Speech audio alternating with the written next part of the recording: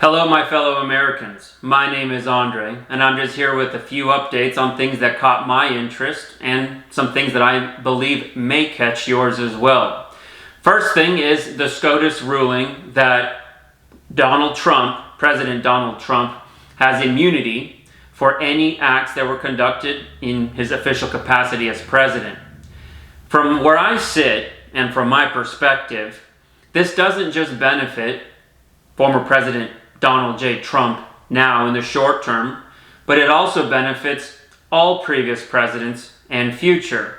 For example, President Biden, anything that he may or may not have done during his presidency that could be stated to have been the official duty of the president can't be prosecuted for it. Neither can former President Obama be prosecuted for anything really that he did while he was a president. Now, I'm not a lawyer, not an attorney. I don't understand all the little nuances of this. But as an everyday American, when I look at this ruling, from my perspective, it benefits presidents from both sides of the aisle. I imagine that in some sense, the 9 Supreme Justices sitting on the Supreme Court are looking at everything that's happening in America right now. And I wonder if they aren't trying to look for some way to stop or curb or slow down the tearing apart of the fabric of our nation.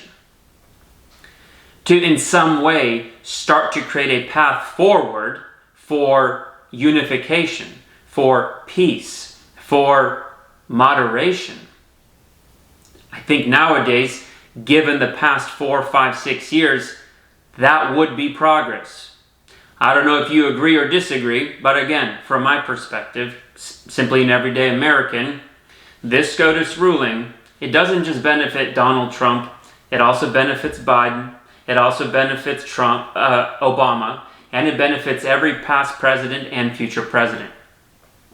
Second bullet point that caught my attention, an interesting one. There's an influencer on Instagram that goes by the handle DC_Draino, I believe. A right-wing Republican. What's interesting is he made a post recently on his Instagram page that he received a letter from Congress, if I understand correctly, that states that a Ukrainian NGO, non-governmental organization, called the Data Journalism Agency, if I remember correctly, has added him to an enemies of the state list that they have, along with 180 congressmen, Donald Trump himself, and a list of MAGA influencers. What's interesting about this NGO is that it's been tied to working with the U.S. State Department and USAID. How is it that in America, if you're simply sharing your perspective, your voice, the lens through which you see things, your perspective on how you're experiencing what's happening today, how is it that just simply by sharing that, you can be added to a list of people in another country where you're an enemy of their state, while simultaneously receiving billions of dollars in aid from that country, and then being labeled an enemy of the state by a non-governmental organization that works closely with government organizations from the same country that said influencers, congressmen, or former president reside in, work in, live in, and are citizens of. It just seems really, really odd to me that there would be harassment, pressure, and essentially attempts at leveraging the silence of voices and people who have something to say that might be against what certain organizations or entities want to have achieved in a third country, while that country is receiving billions of dollars of aid from the country where they're trying to leverage people into silence and harass them. Now, what's interesting here, specifically for this instance, is that I was born in Ukraine. I was born in 1987 in Ukraine, immigrated to America legally when I was about 3 years old, and I became a naturalized U.S. citizen because my mom became a citizen before I was 18. I'm a U.S. citizen. I've lived in this country most of my life. I absolutely love the United States of America, and I don't think I would be where I am in my life without being a citizen of the United States of America and living here in America and all the opportunity that's brought. Now, I understand that if you have a voice for freedom, if you have a strong stance, one way or another, left, right, red, blue, you're going to create opposition, or you're going to have opposition from the opposite side, the yin and yang of things. That I understand.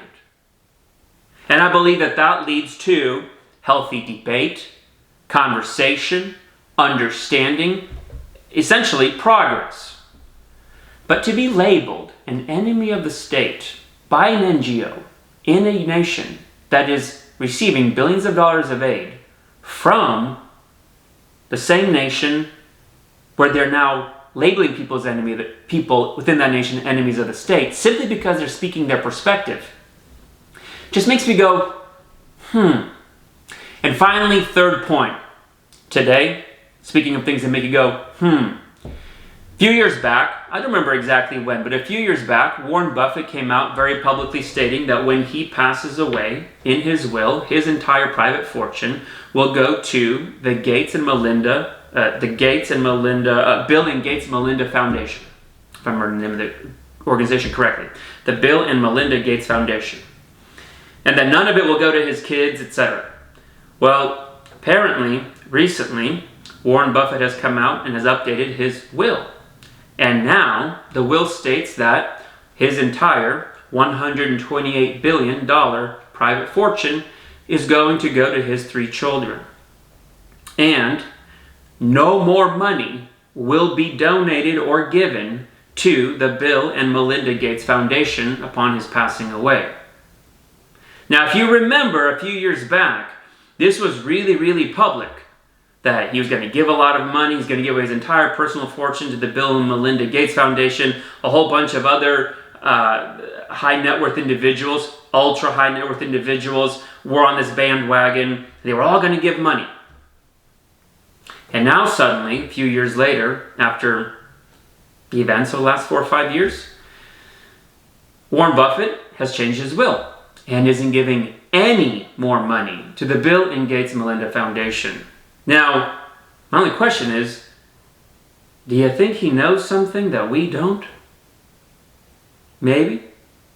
Things that make you go, That's it for today. Would love for you to comment below and give me your perspective on these 3 points, what you think, and if there's any headlines that you've come across recently that you think are important and have caught your eye as an American, please link to them or refer to them in the comments below. I'll take a look, and if I have a perspective that I feel like I can share on it, then I'll include it in a future video.